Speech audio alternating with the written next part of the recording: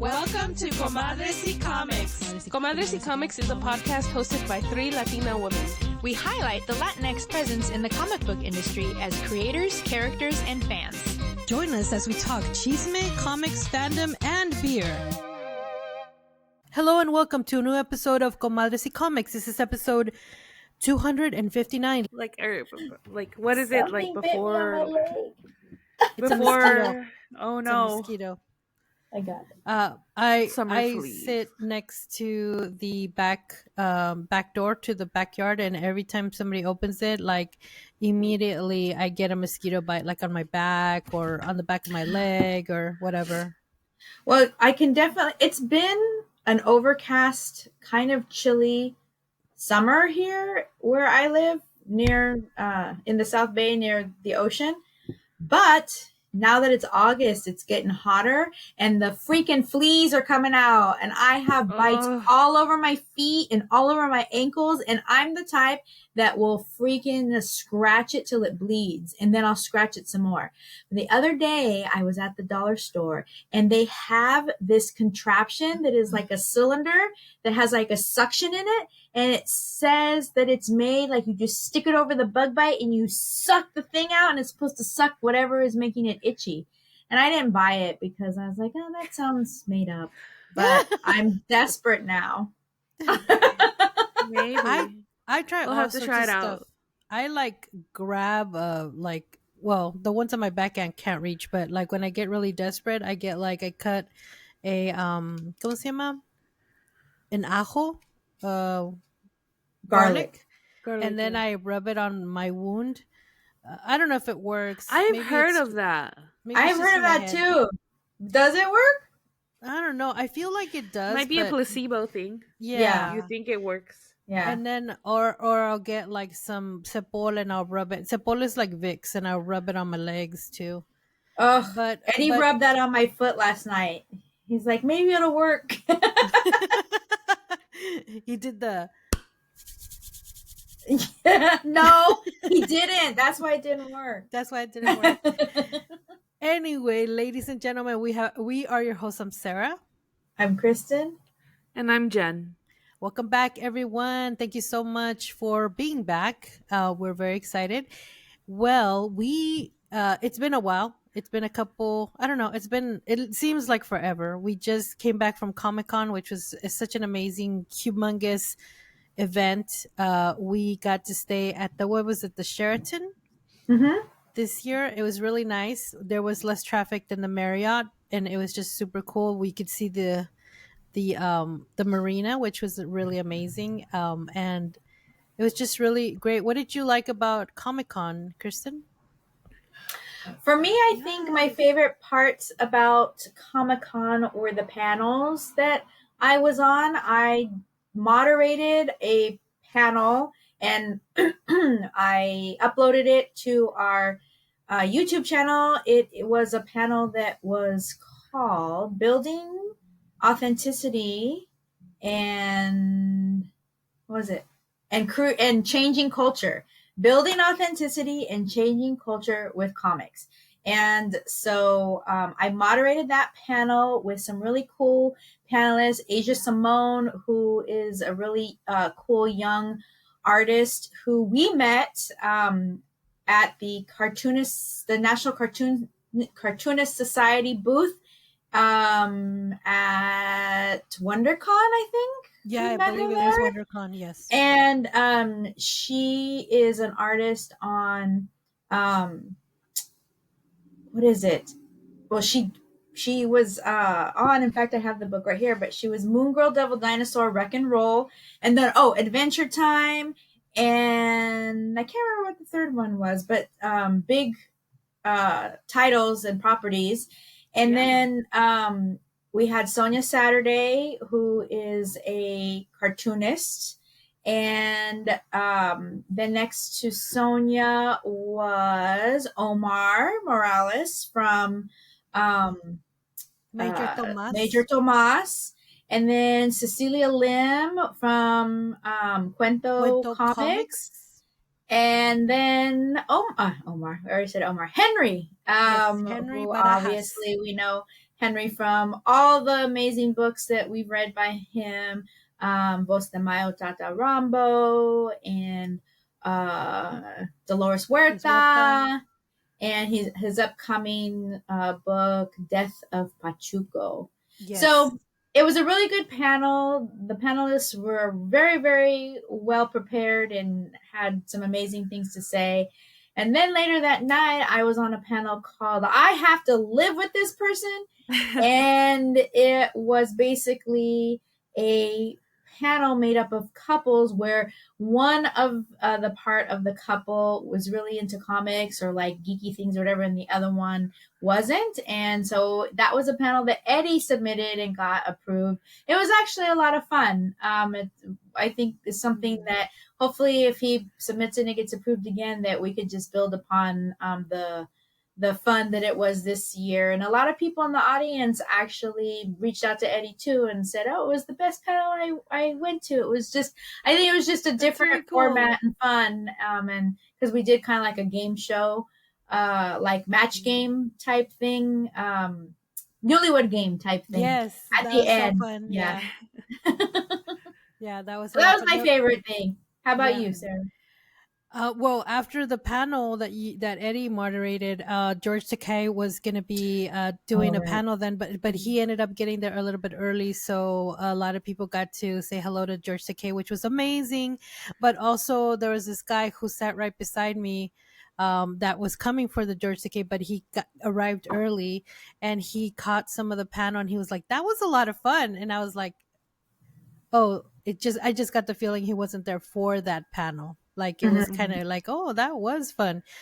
So I thought that was really cool.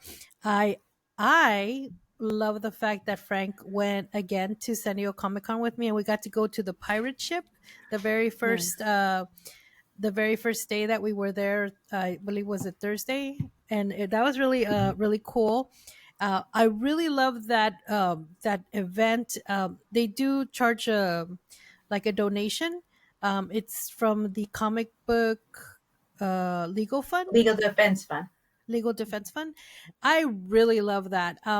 We got to drinks. The drinks were really expensive, so we just had a few, but the food they had was kind of amazing. Like they had a bit of everything. I really loved it was kind of just just hors d'oeuvres. They had some cheese, some chips, some bread, some nuts, some olives, but it was just perfect. And I loved it because a lot of the people that we know in the comic book industry we're friends and we only get to see at San Diego Comic-Con, they also attended the event. So we got a chance to hang out with them and talk and just kind of like reach out and see what they're working on and meeting new people as well. So I thought that was really amazing. It's the first time I ever went, and the hotel was super fancy. I was like, do I even belong here? It's just gorgeous. Gorgeous. I felt like I should be wearing like a 1920s like it is flapper. A little bit, yeah, it's like a period piece, yes, like setting or something. Yeah, so I'm like, next time I'm just gonna dress the part, maybe, hopefully. But no, I thought that was super cool. But I just thought the whole event is always really like a lot of fun. We get to go around and talk to all our friends and see what they're selling and how they're doing, and I think that's awesome. This was the first year that I completely cosplayed, and that was a lot of fun. I got so much attention. I didn't realize people would even recognize me. But even at the hotel, people were like, shame me. And I was like, oh my God, yes. It was. I was with her a few times where people would just jump in front of her with their camera, with their phone, and be like, shame me. I was like, yes, it was super cool. And I there's the little things that I realized that I could have done better, like the head part, the headscarf part. But I just didn't think it was going to go over so smashingly. Everybody was super excited about it. People stopped me to take pictures. Everybody wanted me to ring the bell and shame them. And I thought that was cool. Although some people may have taken it too personal, but whatever. Anyway. I did Care get, to elaborate for our dear listeners? well, we did get stopped by San Diego Comic-Con security. We were asked what were our motives and what were we doing, and we're like, we're fine. We're here with our friends. Like, we're here with our friends at Fanbase Press. We're here with Stephen Prince. We're here, and I mean, it was just kind of. I mean, I understand it, but it wasn't about you. Whatever.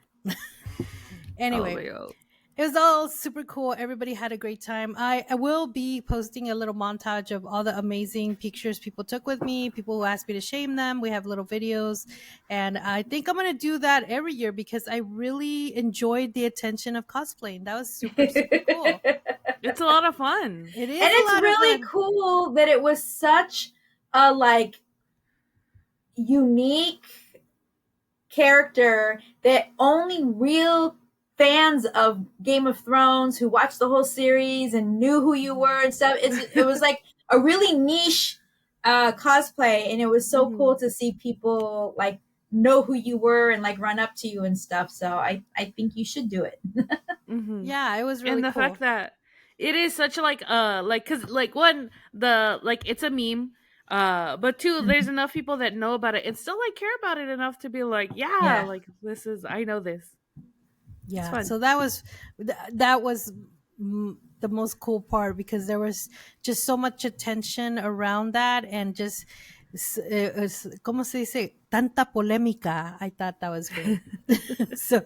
so yes, you may see that cosplay again next year.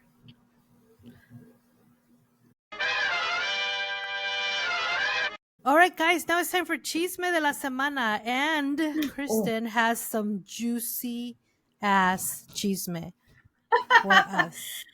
So, for those of you who are Valiant fans, if you got into comics back in the 90s, I don't know if they were late 80s, but for sure 90s, Valiant was a big deal. It was one of the independent publishing companies that came out with a whole bunch of different titles, and Bloodshot was pretty much their biggest, I would say. And then all of those titles got re-released back in like 2014, 2015 or whatever. But Valiant did see some trouble a couple of years ago. They closed shop. I believe they went bankrupt. I don't know. That part is chisme. That's alleged because I'm not really for sure. But all I know is that they went out of business, quote unquote, and they stopped publishing books. And then I think somebody else came and like took over or bought them or whatever, and they were going to start releasing under that publishing company. And so basically what happened was Valiant's Bloodshot #1 came under fire recently for transphobic rhetoric in their book. And Alien Books, that's who has that's the new publishing company that took over Valiant. And the writer is an Argentinian writer. His name is Mauro Mantella. And basically what happened was they launched their new line, and of course they led with Bloodshot. And in this book, basically the story is, that Bloodshot is a character that is full of nanites, which are tiny little robots that are in his body, like microscopic robots. Somehow these nanites are also making vampires, and I don't know. I haven't read the book. It's a #1. But what happened is that in this storyline, some of the dialogue is basically saying there are kids who want to be bitten to become vampires because their favorite influencer says they're one, and parents who force their children into that irreversible change just to feel modern and believing that they'll be thankful for it when they grow up. And irreversible change is in big, bold letters. So in this storyline, the storyline has nothing to do with trans people, with any trans story or anything, but this is very clearly transphobic rhetoric that people use And against. language as well. Yes, Like and immediately. language. Yes. So Yuck. so people right away started calling it out and sharing it on Twitter and talking about how it was bullshit that, you know, that this even made it through editing. And Alien Books has come out and apologized and basically said, you know, our writer isn't, their first language isn't English. And I think basically that things got lost in translation. So that was a little bit of kind of like a sorry, not sorry kind of apology that people also are upset about. And so, they have come out to apologize, but again, that was kind of like what they said. A And bogus apology. yeah, and so the apology basically says that they sincerely apologize for the harm caused by the phrasing in Bloodshot #1. While the story takes place in a fictional world of vampires and cults, we understand that a specific line of dialogue has been read as alluding to real world issues, specifically the discrimination faced by trans people. That was never the intention. The original line was written by an Argentinian creator and was unfortunately a case of nuance being lost in translation. So that's basically, I mean, they went on to say, you know, that they understand intent does not erase impact and that this is, you know, a big deal. But we'll see. This is kind of a crappy way for Valiant to try to come back in a big way into the comic book scene, and already #1 is getting lots of hate. So we'll see how it affects the sales and or how it affects the story moving forward. I mean, Valiant hasn't really been, sorry, Valiant, but it hasn't really been relevant in a really long time. So that is my chisme. And right off the bat, #1 is just causing such a stir. That's so sad. And you're right, Valiant really hasn't been a thing, honestly. No. What was their other title? It's in my head, like, but it feels like it just is not really relevant. It feels like a little bit old. And So another book that honestly I thought was going to take off, and there was supposed to be, I don't know, a movie or a TV show, but it was about their plus size superhero Faith. oh, okay. The book was actually called Faith.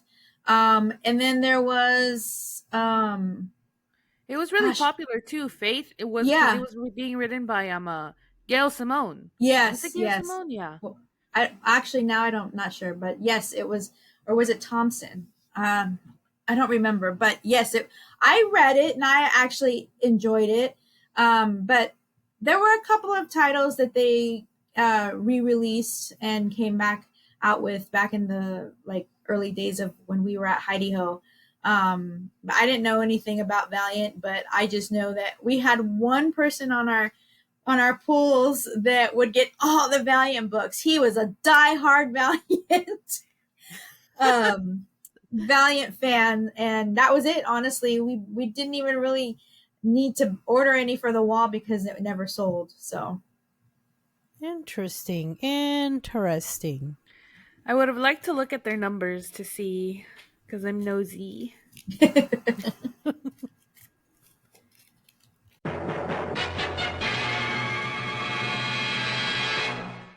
Now it's time for On My Radar. And on my radar is this show on Disney Plus. It is called Eyes of Wakanda. Oh my god, it is so cool. The animation is incredible. I have only seen the first episode so far, but it's super, super cool. Basically, warriors of Wakanda travel the world retrieving vibranium artifacts, and I think it is sensational. Definitely a must see. I really, really enjoyed the first episode, so I can't wait to binge the rest of it. It's just really, really cool.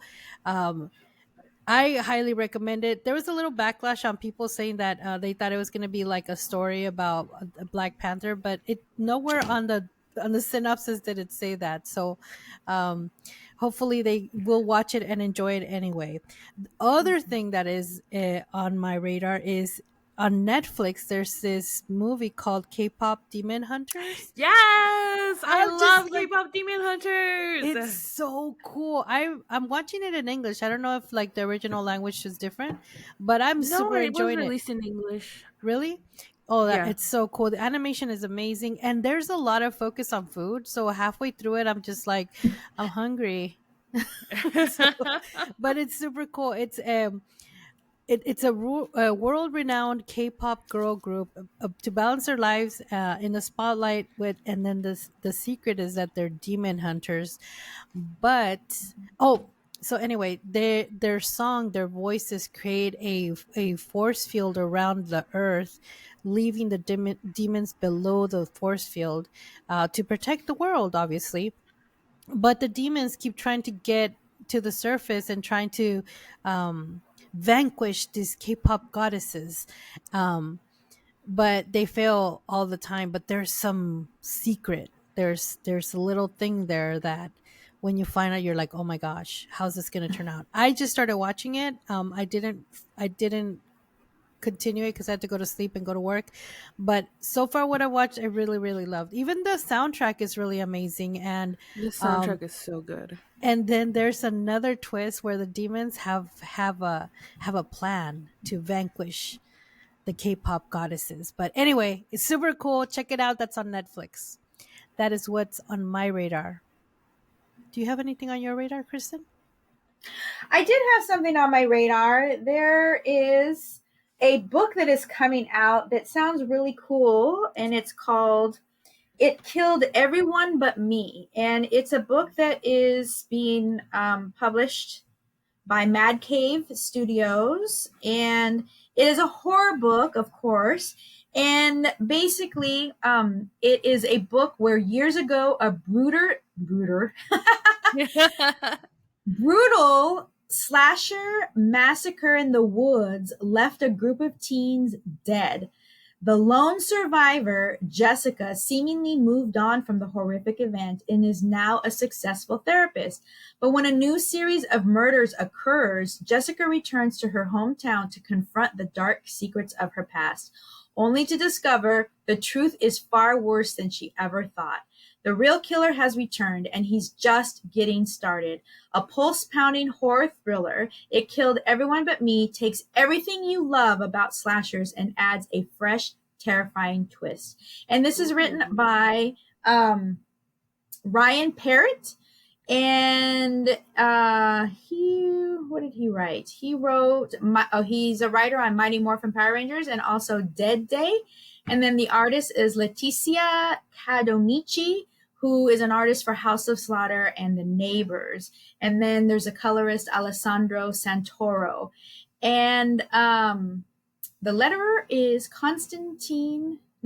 Taylor Esposito, who also letters for Constantine.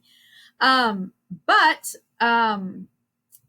this really caught my eye because I just watched I Know What You Did Last Summer, the whatever part 3, when I went home to my hometown last week, and it really reminded me of how I really enjoy that trope of just like slasher movies and teens out doing what they're not supposed to be doing and getting gutted while they're trying to have sex. So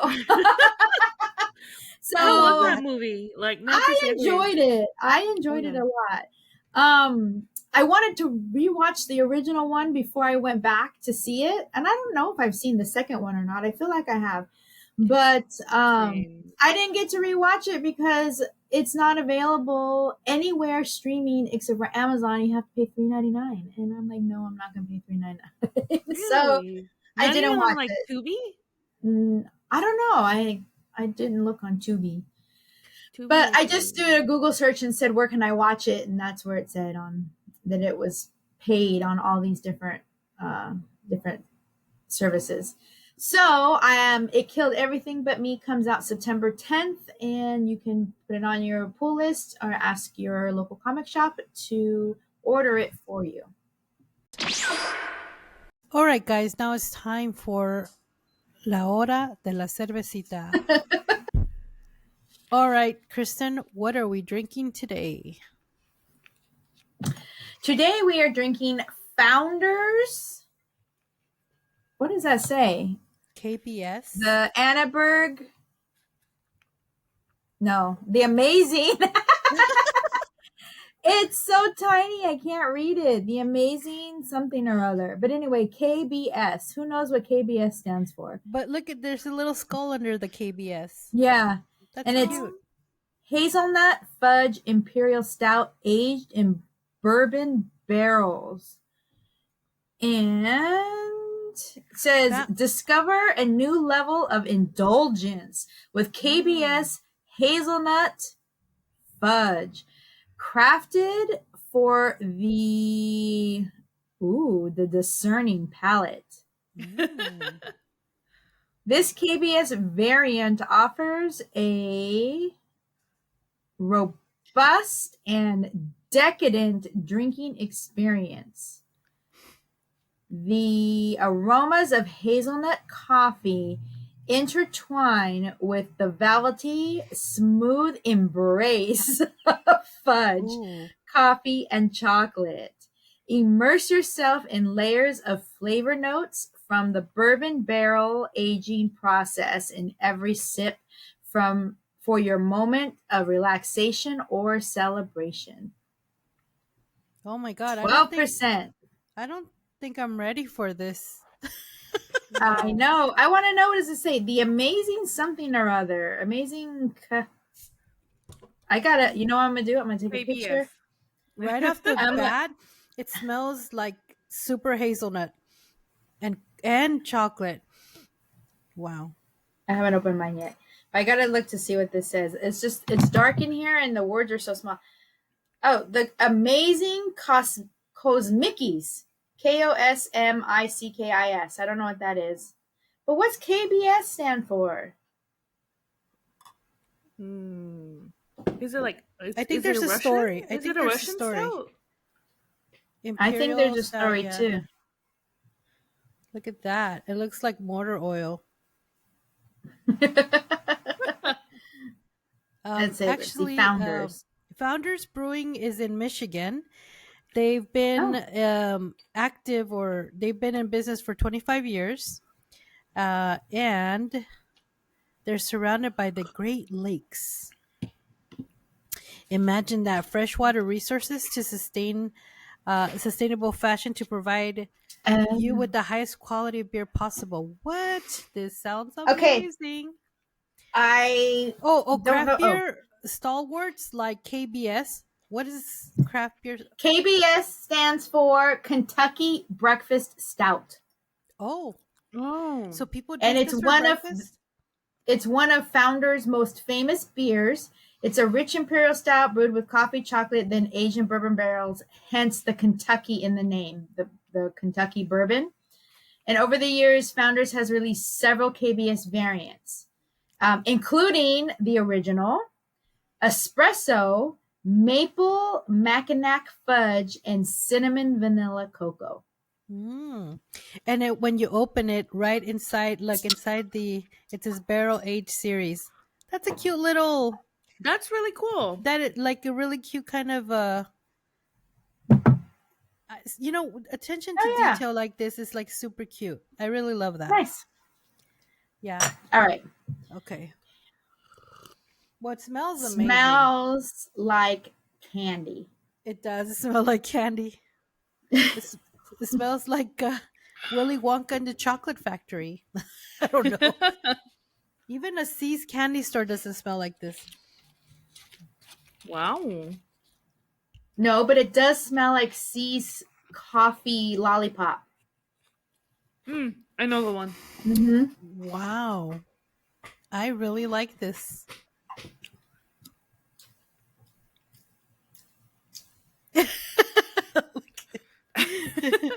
Well, Kristen doesn't like stouts coffee. to begin Yeah, with. she doesn't like coffee. Or coffee. Yeah. Mm-mm. It's too Bitter? Mm-hmm. I bet you Eddie will really like it, but it's not for me. Well, I definitely like it. It's too bitter. It's too just- coffee. It's too chocolate. Yes. I don't like it. You know, I was going for something different this time because we've been doing IPAs for a little bit too many IPAs. And you know what I remembered also was that one of our friends in the comic book industry, he's in Chicago, and he's like, you know, I love your beer segment, but you guys never review anything that I can get my hands on. So I thought, Who said that? Quetzal Art. Oh, Yeah. And Jorge, yes. And I thought, you know, Founders, I know it's in the East Coast somewhere. It's in Michigan, and obviously a lot of people, craft brews, craft stores carry it. So I thought I didn't know we knew someone in Chicago. We got to go visit. Jorge, do you have an extra room? We also know Chicago Bobby, so we knew 2 people in Chicago. Okay. Wow, but I know Jorge better than the Chicago Bobby. This is true. Well, and also, I don't think Chicago Bobby is a politician now, and I don't think having 2 beautiful Latina women come and stay with him over the weekend will be appropriate. I know, seriously, for sure. I agree. Especially us 3. You'll hear cackling from the living room all night long. Well, I think we're ready to review it. Definitely. I mean, if anything, I'm pretty sure you can find any kind of this barrel aged series from Founders. It looks like they reach out all the way to the West Coast, so I'm pretty sure there's a lot of it back East Coast, and so if you're a fan of stouts, definitely try it. The smell is really amazing. It smells like a candy store. Pretty much, it has like a really strong hazelnut and chocolate smell to it. The taste, like however, is Garrie's very bitter. Chocolate Factory. It's sort of like drinking a hazelnut coffee without sugar. Okay, so it is like drinking hazelnut coffee, and I think that if I drank this at room temperature, I would enjoy it more because there's something about the flavors together and being cold that just was not for me. But I think that if it was a little bit warmer, I would enjoy it. And actually, I feel like stouts and porters, some are served either room temperature or a little bit lower. So I don't know if it was maybe a little bit not as cold. I might have enjoyed it more, but I did not taste the hazelnut until very faintly at the end. The bitterness of the coffee flavor and the chocolate overpowered everything. But I love hazelnut, so I was actually very much looking forward to it. But you can smell it off the bat. It smells very delicious. Yes, and I'm a fan of stouts, so for me it's like a no-brainer. I really like it, but honestly, like I think you're right. I think as much as it comes into room temperature, it brings out more of the hazelnut flavors. But I really am enjoying it. It's definitely a sipper. You do not want to chug it. It's no sticky monkey. But it's not a sticky monkey, that's for sure. But it's very creative, and I feel like they really take their craft very seriously. I mean, the attention to detail, and then just kind of like this stout series, I feel like they're doing a really good job for people that are stout fans. So I think we're ready to rate it. What is your rating scale, Kristen? So our rating scale is a rating scale of 1 to 5, where 1 is very unsatisfied, a 2 out of 5 is just regularly unsatisfied, 3 out of 5 is neutral, a 4 out of 5 is satisfied, and a 5 out of 5 is very satisfied. So satisfied. I And if it's off the charts, it's Super Saiyan. I am going to give it a 2 out of 5. I'm just regularly unsatisfied. There are some stouts and porters that we've had that I like, but this one is just so overpowering in the 2 flavors that I'm just not a fan of. And I'm sorry, I like chocolate, but too much of it is just beer. Too much of it for me. And keep it out of my beer. and plus I feel that this is a dark chocolate, so it's one of the bitter ones, not really like yes, and I love dark chocolate. Actually, I can go and buy the 92% from Trader Joe's and eat the whole bar. So good. Wow. But this is so bitter in a different way that it just overpowered all the other flavors. And I was really looking forward, for me, to the hazelnut, but coffee grounds. Yes, that's what it feels like. But I feel like for the right person, this would be off the charts, but I'm just not that person. I am that person. I love it. I really I love all the notes. It's hitting me in all the good ways. Even the barrel aged portion of this. See, I can't even taste any of that. The Kentucky bourbon barrel aged portion of the beer, I can't even taste it. And right now my mouth tastes like I licked an ashtray. Oh wow. Okay. You got all the smoke. Well, I'm very satisfied. That's the rating I'm giving it. I'm definitely, this would be something that I would save for like, immediately what comes to mind is I'm actually going to take a trip to Alaska in January. And immediately what comes to mind is when I'm there in the snow, would be to drink this beer, like and celebrate, like to initiate the vacation. It feels really like a celebratory beer for me. It just really feels like it would be something to use instead. You know how people celebrate with champagne? I would celebrate with this beer. That's me. And I'm actually thinking about, can I take it to Alaska? So no, definitely I'm really enjoying it. I'm gonna sip it because I feel like it's really gonna hit me if I drink it too fast. Oh yeah, but it's 12% ABV if we haven't said that already. Yes. So yes. For sure drinking one bottle and that's enough. I'll be asleep. Oh yeah, no, I'm definitely sipping this, but it's I find the flavors really amazing. I'm not a person who likes sweet things. Occasionally I will crave something sweet, but this one, the bitterness with the coffee, and I love coffee. It just really it really hits all my notes. So I'm going to give it a very, very satisfied. Yeah. So maybe I should add some sugar and cream to it. Hey, you know what? What if you make it? What is it called?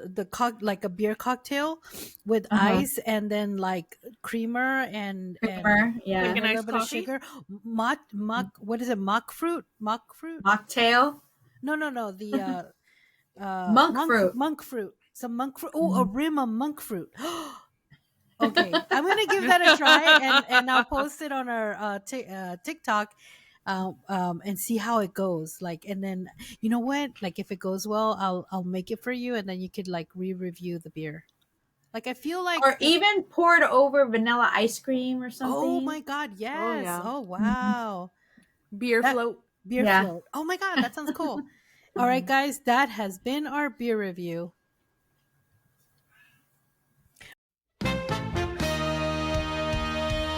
All right, guys, now it's time for our book review. What are we reviewing today?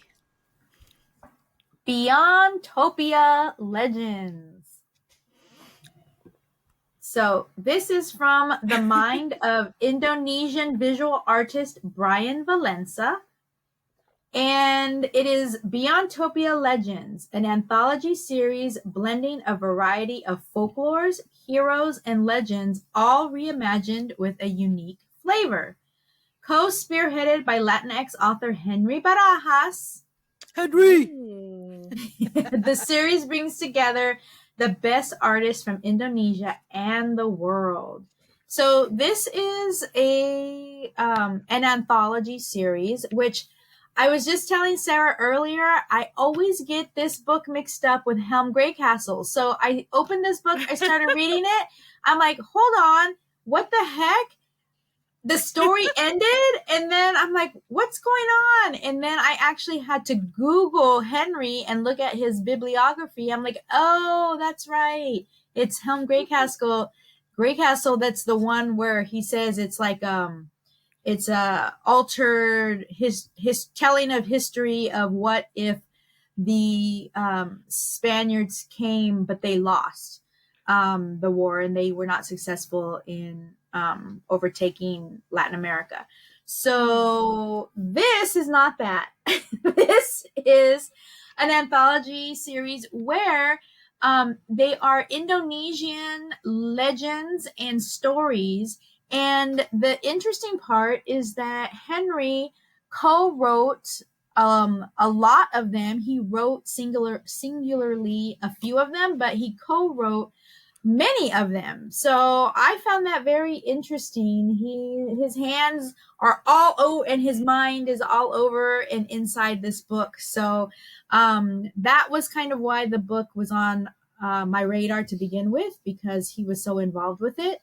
And then we ordered it for the shop, and of course we wanted to review it. But we've had this book since 2023 because it's so thick. I tried to avoid it until now. No, and it's true. You guys know us. I mean, we have been really transparent about avoiding If you don't nag us with a lot of words.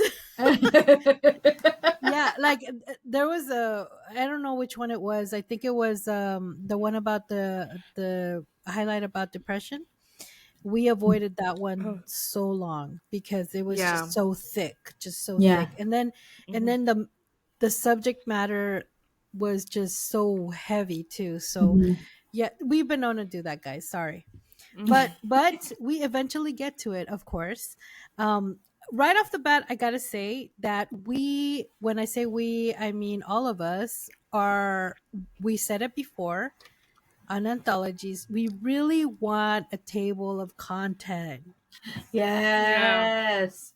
Because we want to know what story we're reading, who wrote it, who the art, who lettered, right off the bat. Like, look at all this writing I had to do because I was not provided a table of contents. There were 16 stories plus an epilogue. I had to write it all down for the show and also just to remind me. And then when I was wanting to go back, I had to flip through everything to remind me what story it was, because there was no table of contents. So please, yes, in an anthology, and in this one, at least in this one, to their credit, every time a story started, so this one is the story called Stockholm, and on the next page were the credits. So at least there were credits. There was an anthology we read recently that there were no credits. Let Us In. Yeah. Let Us In was that anthology. Yeah. It was just, you jump from story to story, and if you weren't really paying attention, you didn't realize you went to a new story. Yeah, and also like when it's several creators, artists, letters, writers, editors, like maybe in the back just have like their social media or their websites. A contributors we page. We want. I mean, the art is absolutely breathtaking. All styles of art. It just was. I mean, I have absolutely no complaints about that. The art is just, it's hitting everything. And there's just so many diverse styles. Yes. Very, very unique, from the beginning to the end, all the styles that are included in the book. I was actually very impressed by the diversity of the style of art. Yes. Oh my God. So amazing. I mean, we have this. It just really amazing. And the stories, oh my gosh. I was in love with so many of these. Some of them I was I needed a little bit, maybe a little background, because they're Indonesian stories, or the reimagining of Indonesian legends and folktales. So I'm not familiar with that. So I think a little bit, kind of like maybe a little blurb. Like, was it Let Us In, where they actually no. It was the woman who did the anthology that we read online, that there was an actual little synopsis of the folklore story that was like, this is what this story is. This is the folklore, and then this is my story that I'm reimagining. That was actually pretty. The zine about Yes, yes, Indonesia, not Indonesia. What? No, were they Indonesian too? what Or at least from Java? There was an Indonesian story. I mean, there was the zines. She had several zines. She had one about Juneteenth. She had one about Yes, but she did do a little blurb right before the story of the zine and what she wrote. Oh, no. And also Fang Fang. That's who it was. Fang. Oh, Fang. Yes. Of the Chinese folklore and the butterfly. Was it? Yes. Called? Butterfly. The butterfly lovers, yeah. Lovers. Yes. Yeah, so that was actually helpful.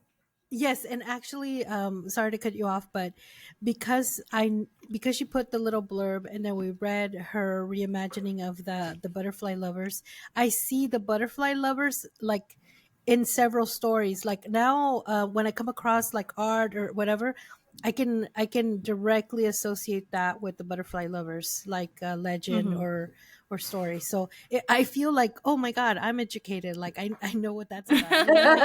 And like I recognize that. Like I know what that is about. So it just feels really good to learn a little bit more, have a bit more more of the meat. More of the meat. I'm hungry. More of the backstory. My bad. But it's really good. I loved everything about this story. It was just so freaking good. This one actually was written by Henry. It's called Stockholm, and it's just really, I think the art and the story was paired so well. And it was about like a folklore, and I had to actually look it up. It was I think like a kind of a entity. Salud. Thank you. I think she was called Wawa. Wee. You're right. Sorry. And I looked that up, and I was like, it is similar to La Llorona, but different. And definitely this entity, what it does, it takes the kids away that are neglected or abused. So basically, if you abuse or neglect your kid, wee will come and take your kid away from you. But the thing that I really loved and also hated was the fact that the ending, there was like a it was a really good ending that left you in a cliffhanger, and it was just super cool, but also it left you in a cliffhanger. So I'm like, oh my God, I want to read the rest of it.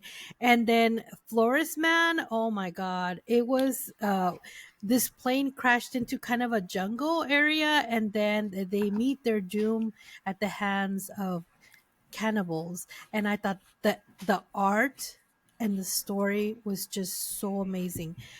It was just really, oh my God, I just, like, some of this felt like horror, and I loved every bit of it. It was just super cool. What did you guys think? Well, it's funny in that Florist Man, as I was reading it, I was like, this is like Lost. And then they say that in the comic.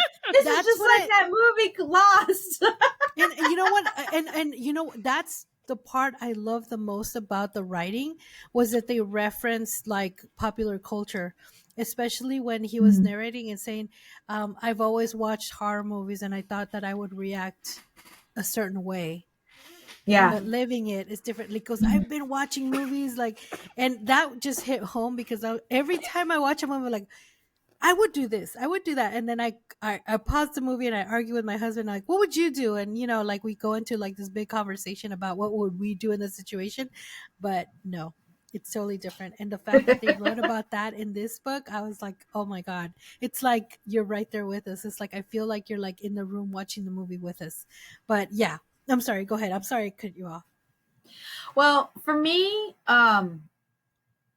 also because I'm not Indonesian and I don't really have any reference to their legends and folklores and stuff, none of them really felt familiar to me, except for there were ones like the one that was what was it called? It was Cree Saber, which was the one that was kind of around Camelot King Arthur and Arthur. Camelot, yeah, and Excalibur and all of that. So obviously that was familiar to me. But what's interesting is that over the years, we have read and reviewed different anthologies of different cultures that had stories that sounded very familiar to what, like you were saying, like La Llorona. So I hadn't even thought about that with that Stockholm story, but you're right. So I'm wondering if I reread this kind of now knowing what this is, if I would recognize some of the stories. Just, you know, the what was it? The girl who did something with skulls. I don't remember what it was, but it was African folklore. Yes, and then, yes. And then we reread the Fang Fang's Chinese stories and folklore. We read an Asian one as well. And so there's been quite a few that we read over the years. And sometimes there's themes and stories that I'm like, oh, this, I recognize them as ones from stories that I heard growing up as a kid. So I might have to reread the book and the stories and look at them a little bit more in depth. But there were many that I enjoyed. There were some that put me to sleep, sorry to say, that I had a hard time getting through. But one of my biggest pet peeves in an anthology is where I'm getting into the story and then I turn the page and it says to be continued. Where, motherfucker? I want to read the rest of the story. Oh, I was so invested in so many of them, and I was like, great cliffhanger, but I need the rest of the story like now. Like now. Like I need to access. It's okay, we know story. Henry. Like, oh my God. But oh my God, one of the ones that I found super cool, it was Malin and Charlotte. Oh, And I thought that was super cool because throughout it, I just felt like this seems like Medusa. Like, yes. And then the ending was just so perfect. Yes, it was perfect. I was like, oh my God, yes, that is exactly where I was going with it, but it got better. Like, it's like what I expected, but it went a step above. So I was like, oh my God, yes. But honestly, like there's a lot of these Flores, man, I really enjoyed the art. The art was super sensational. And I really enjoyed the heck out of them, except again for the fact that, yes, you left me at a cliffhanger and to be continued. And I'm just like, no, por favor, no, porque me haces esto? Chief of Myth was one of my favorites too, the art, but the overall story about the ghost, oh wow, that really just hit some kind of, I mean, after I read that, I was like, I need to know more about this. And just the embrace at the end was just amazing. I just really, really loved it. So like I was gonna say, like the second story is Peligrosa. And that was one of the ones that was like to be continued. But I super enjoyed that one because I love the art, but I also love like a little bit of the vigilante aspect of it. Yes. And that just really took me back to like, OG comic book story, kind of like vigilante superhero villain kind of thing. And it also had a little bit of a dip into what's going on in the world right now with the Mhm. like children being incarcerated, people getting deported, people going to like detention centers and stuff like that. So I really felt that story was super, super cool. And actually, while reading it, I was like, could I pull off that cosplay? And I'm like, okay, fishnets? No, sorry, you can't. Don't do it. Don't do it. Please don't do it. But it was super cool. No, I've worn fishnets with docs before, and my feet hurt so bad. You don't realize that you're standing on like fishnet. literal little like holes in your socks, but after hours of standing on it, it's like standing on rocks in your socks. Yep. And so I never understood how Black Canary wore that as her costume every freaking day. I'm like, whoever made this costume never wore fishnets because it is not a feasible, it's not a feasible costume to be running around in because your feet hurt. Okay, can I tell you my secret? Because I wore fishnets with boots. I would put the sock on and then the fishnets over it. Yeah, see, that's what I do. used to do the opposite, thinking that was going to help. I would put the socks over the fishnets. No, still hurt. So I never did it the other way. Plus, I hate wearing socks, period, anyhow. So that's just more trouble than it's worth. You know what I would do? I would can see you in fishnets and chanclas. I would, I would just cut them and tie them around my ankle. That, you know what? That works too. We all had our own ways.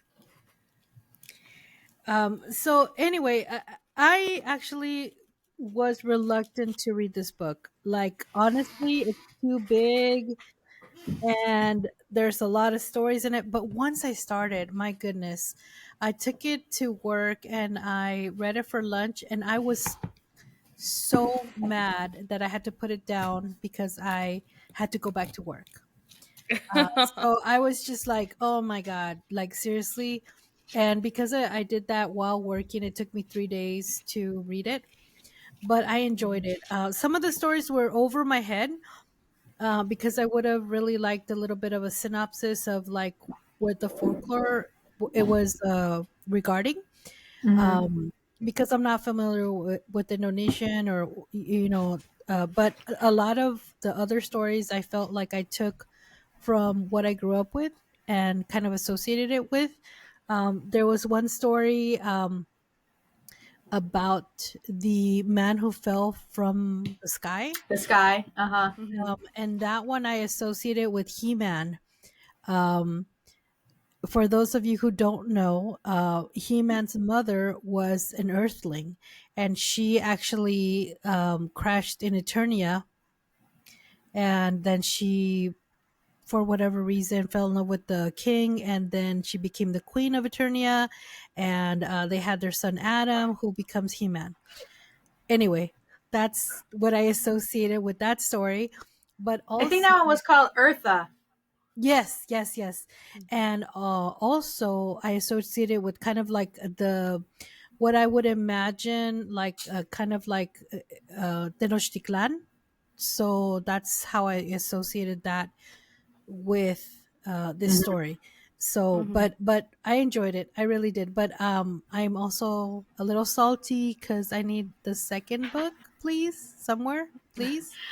I know. So this book was published by, was it Foursquare? Foursquare. Yeah, Fair Square. Oh, sorry, Fair Square. Fair Square Comics, and they have a mission to basically publish very diverse comics, and their motto, their mission is comics from the rest of us. So they try to not only provide diverse stories, but diverse creators. And so, of course, this falls right in line with that mission. And I went on to their website to see if there has been a part 2, because at the very end, lies have been told.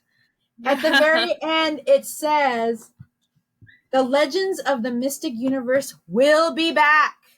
So it's been 2 years and we haven't seen anything else, unless it hasn't been published by Fair Square, because it wasn't on that website. And I did a short Google search and I didn't see anything.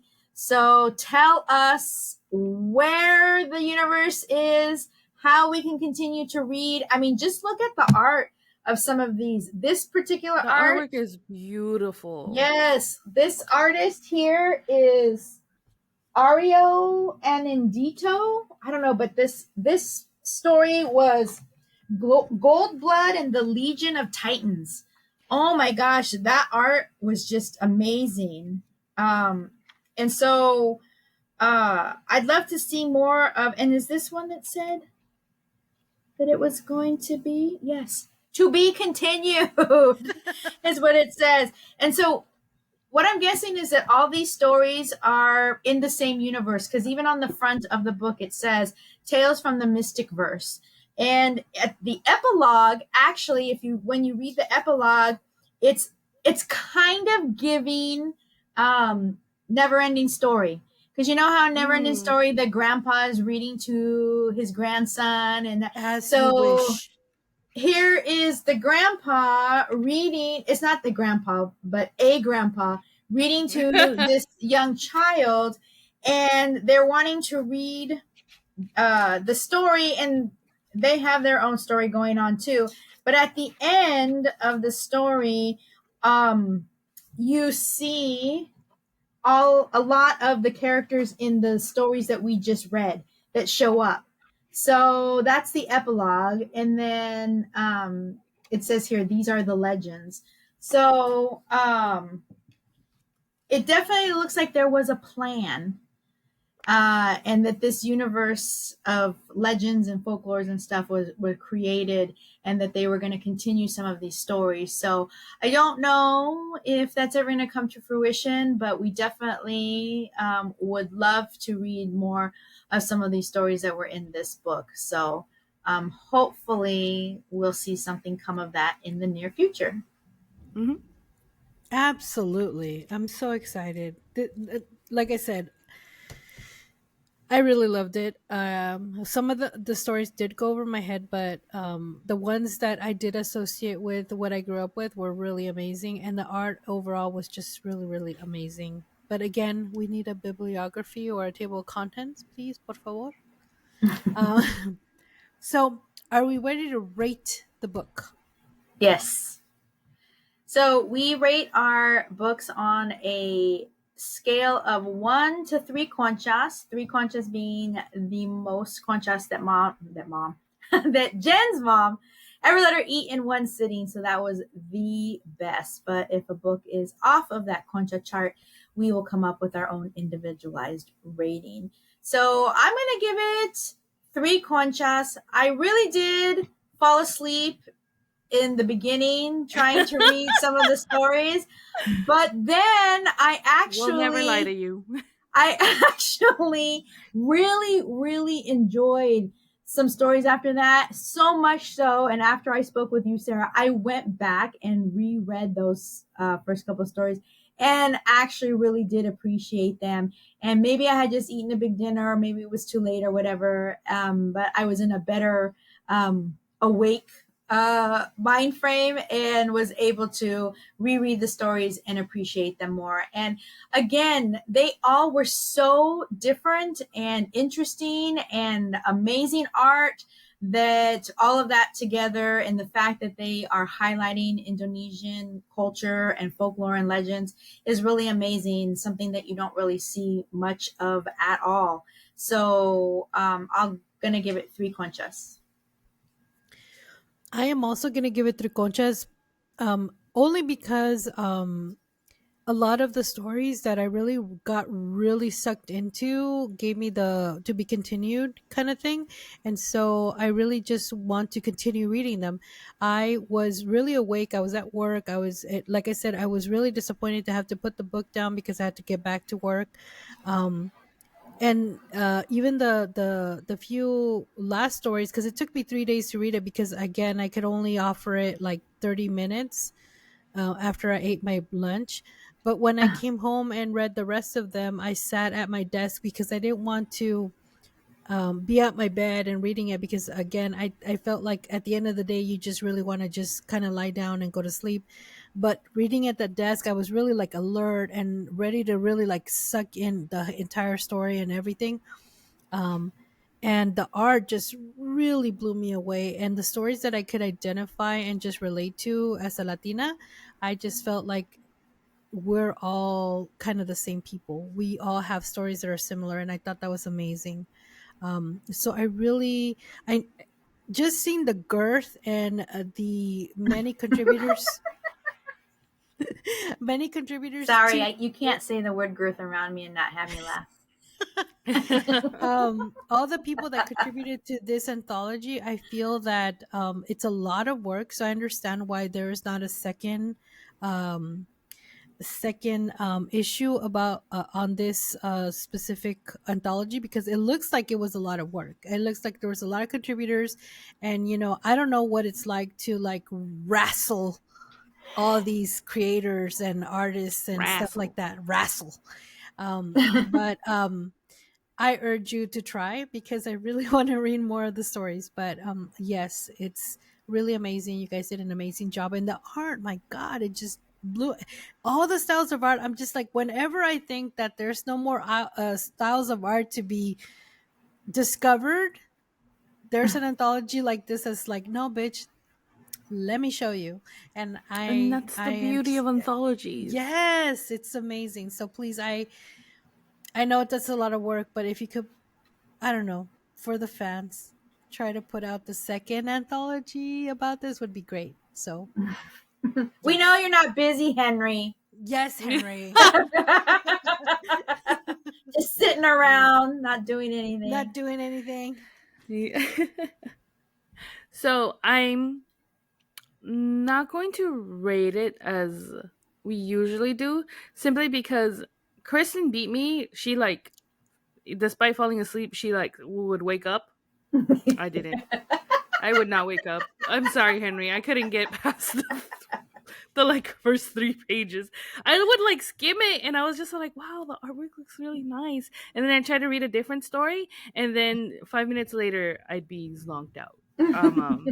You just had the unfortunate chance of trying to read after work, and I'm very tired. Oh yeah, she gets okay. up like at 4:30. Yeah. Okay, in Jen's defense, she gets up like at 4 in the morning to get to work, and sometimes she works a double, and maybe this week was really, really bad. So it's it's okay. I mean, she is doing her best right now, because there's a lot of work and a lot of like double shifts and stuff.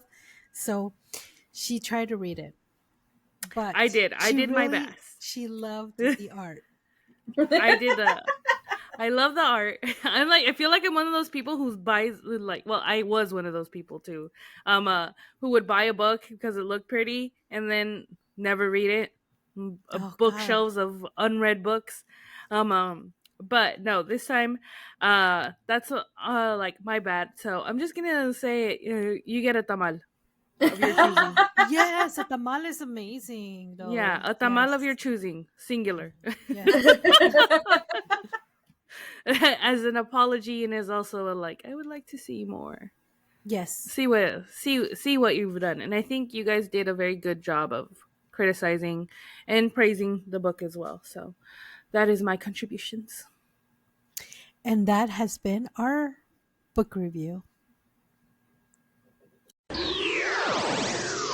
All right, ladies and gentlemen, boys and girls, everybody out there in the listening land, it's time for En La Librería. Jen, take it away. So this kind of ties up nicely with our book review. This is actually Fair Square Graphics 2025 Rebirth, We Will Survive. After being abused by our distributor, we have to reprint all our titles to carry on. Oh my God. Will you help us doing so? So, Kristen has talked about how Diamond went kaput. It's no longer a thing. And now we get to see in real time what that looks like for small publishing companies who were distributing through Diamond. So, story. Hi everyone, Crystal and Fabrice here. We're two-thirds of the family behind Fair Square Graphics, but our third owner, Ethan, is invested too.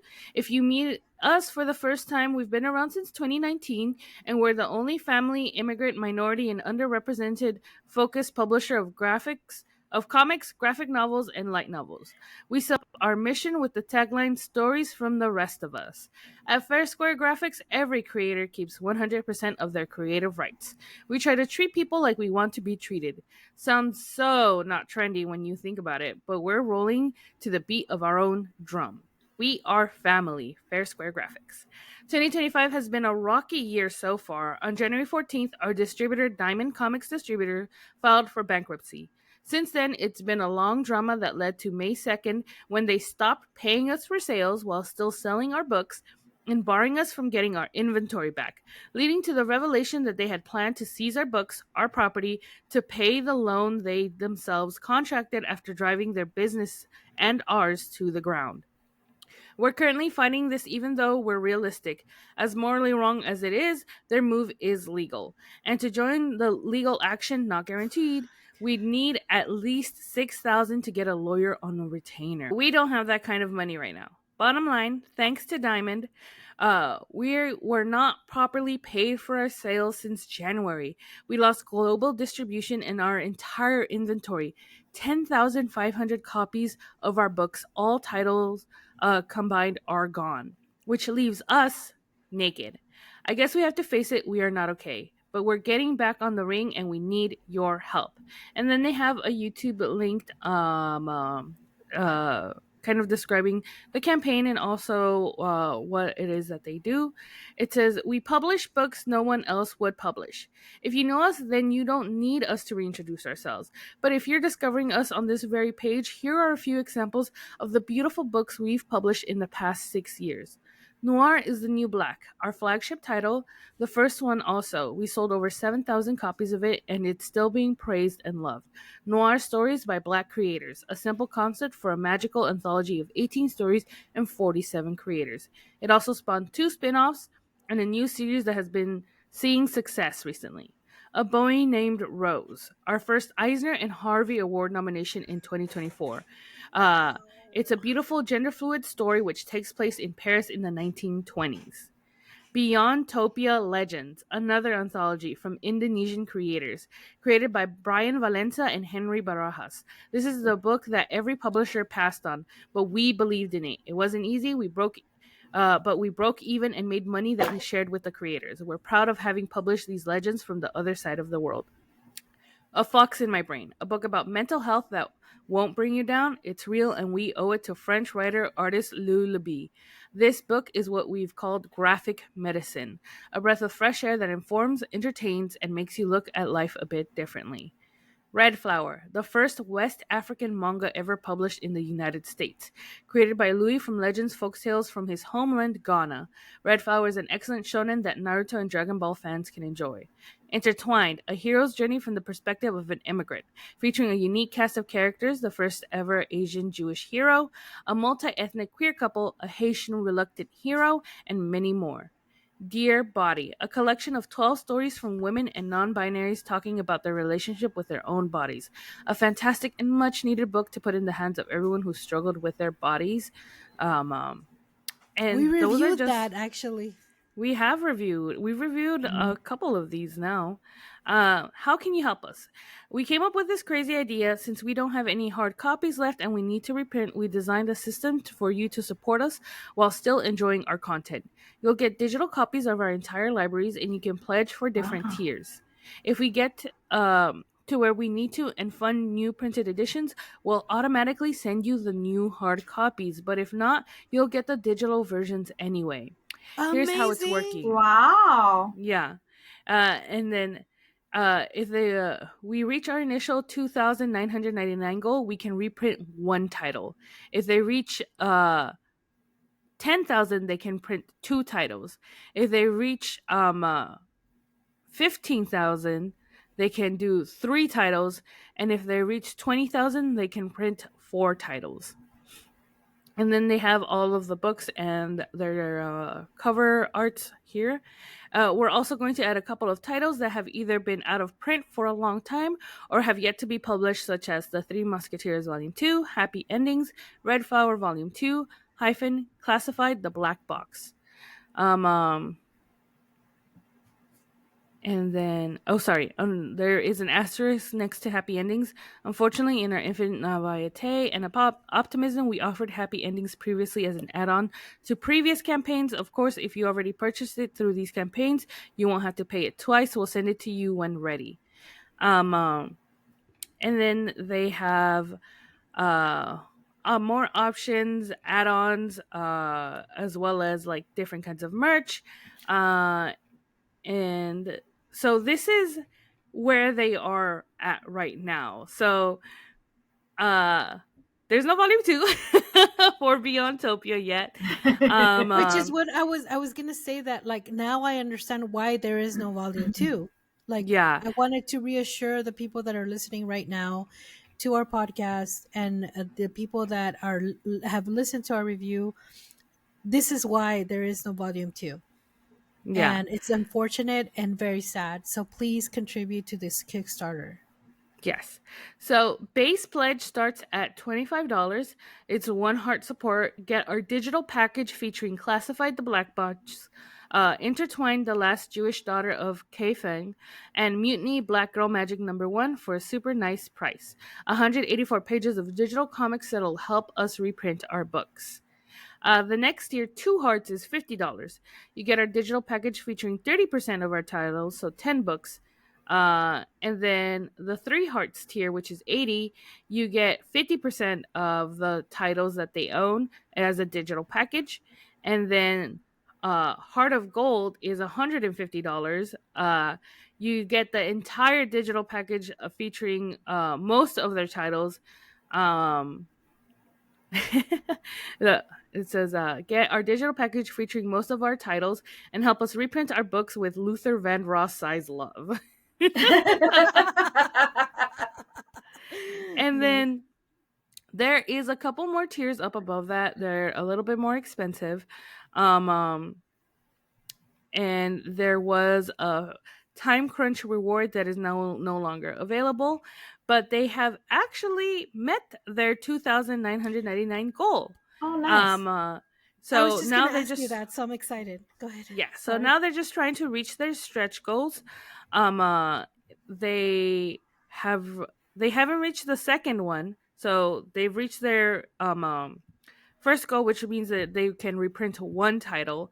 As of right now, they are currently at $7,000, so $3,000 more dollars, and they'll be able to do 2 titles. But right now they are currently at $7,091 with 98 backers and 15 days to go. This is such an amazing, like, there's so many good titles here, and it's a heartbreaking thing that happened with Diamond. But this is the reality, and at least they're trying, because there's so many companies or so many small publishers that we know of that just have disappeared off the face of the earth because they have simply given up. Because it was just a difficult situation. So definitely check them out. Check out the titles that they have if they're available to purchase somewhere. With the fund or the Kickstarter, the funds are going directly to them so that they can reprint their titles.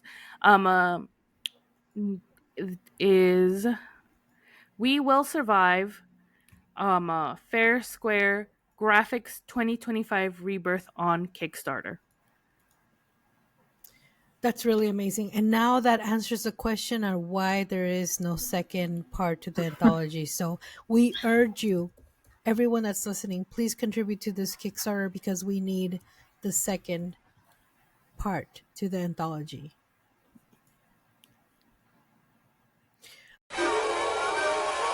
All right, guys, it's now time for Juntos y Fuertes. Kristen, what do you have for us today? Today, I have for you the amazing public library system here in Los Angeles County. As as you may or may not know, the libraries are suffering from a lot of federal budget cuts.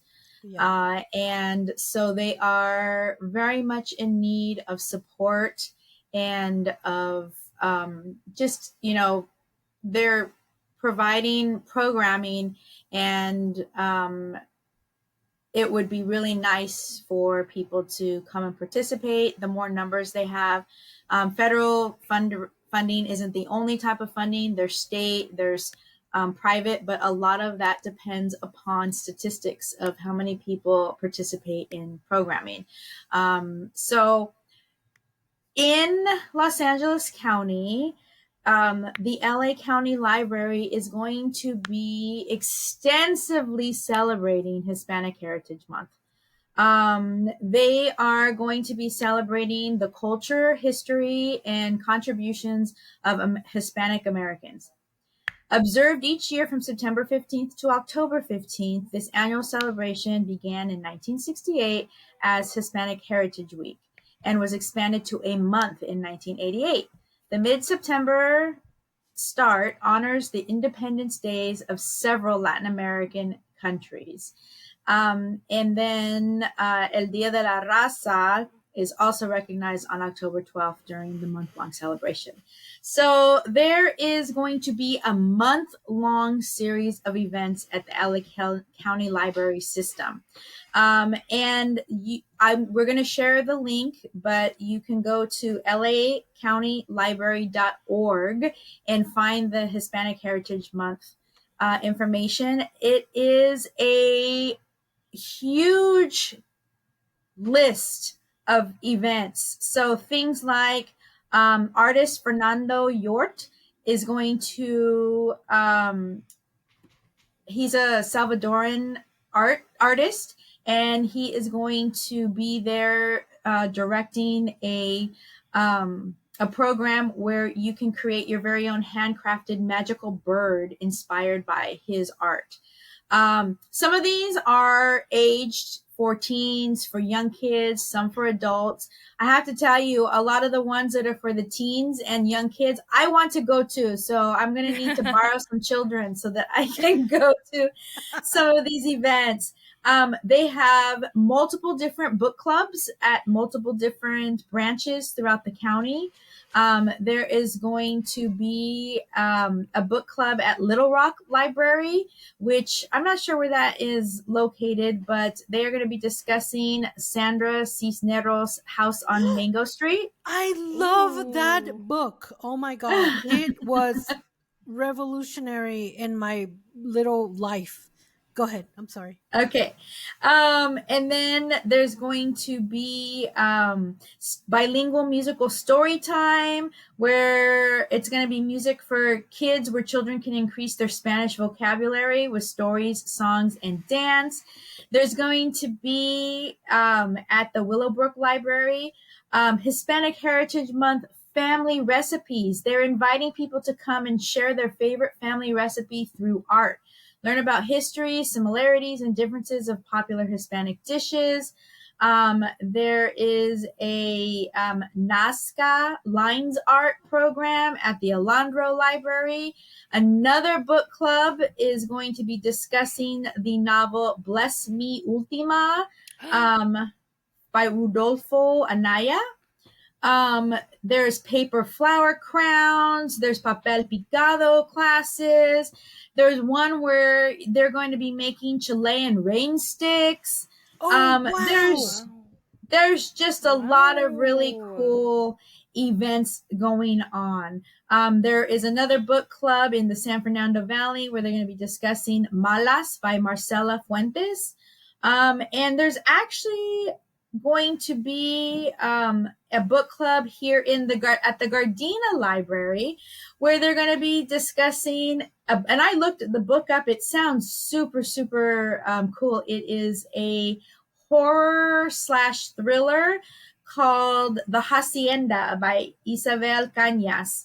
And that's at the Gardena Maime Deer Library, and that is Saturday, October 18th. So lots of really cool stuff going on during the month of September 15th through October 15th. There's a spider web macrame craft for adults. This one's for adults. At the West Hollywood Library, where you can create a one-of-a-kind macrame spider web using custom pieces printed on the library's 3D printer. So tons of cool stuff celebrating Hispanic Heritage Month. If you have kids, you're going to find something here to take them to and to, introduce them to Latino culture and stories and books and creators. There's just so much stuff. And if you're not a resident of LA County, please look up what your local library is offering. There's so much cool stuff going on at libraries these days, and they really do need your support. Absolutely. Absolutely.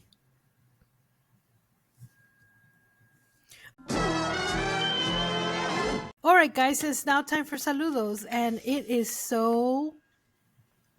I am making these saludos with my whole heart and my whole soul because I am saludando a Dalton at the Sheraton bar. Dalton was our bartender at the Sheraton bar in our hotel, and he was we had like 3 really great bartenders, but Dalton, he actually was also into the geek culture, so we had a lot of really great conversations about San Diego Comic-Con, but also he invited my husband and I to a Daft Punk cover band event happening near the Sheraton Hotel. We did not attend because we are old and we needed to sleep, but thank you, Dalton. Thank you, Dalton, for inviting us, because I felt like that was really awesome, and you didn't have to do that, and I felt like, hey, that was really cool of you. So thank you for that, and saludos goes out to you, Dalton, at the Sheraton bar in San Diego. Maybe Dalton was looking to hook up with a hot young thing and her husband. Wow. No, I'm just kidding. Just kidding. Anyways, guys, that brings us to the end of this episode. Where can they find us, Kristen? You can find us on our website at comadresycomics.com, where you can find links to all of our socials and videos of some of our past... Is it videos? I think it's just audio actually online, but we do have videos on our YouTube channel. So Comadres y Comics on YouTube, where you can watch us do our episode, as well as Las Pláticas, where we did an amazing interview of the editors of From Cocinas to Lucha Libre Ringside's anthology that was just released last week. And we have our hard copies in hand. Jen, I have your copy that we can get to you. But it's just such a great book. If you haven't read it, go ahead and look it up. Look at that cute art. But you can find out more about us as hosts and all about our podcast. And if you want to reach out, you can email us at comadresycomics@gmail.com. So that's everything. Also, by the way, just Google trying to buy this book, and it automatically populates a discount code where you could get 20% off the purchase of this book. It is an amazing anthology. And check out our interview, like Kristen said, on YouTube and also on Spotify or any streaming platforms. And if you feel so inspired to buy the book, definitely do so. It is worth every penny. Thank you so much for spending this time with us. We really appreciate it. We wouldn't be here without you. You guys are amazing. Thank you for taking the time to let us into your life for an hour and a half now. But we have been your hosts. I'm Sarah. I'm Kristen. And I'm Jen. Bye, guys. Bye.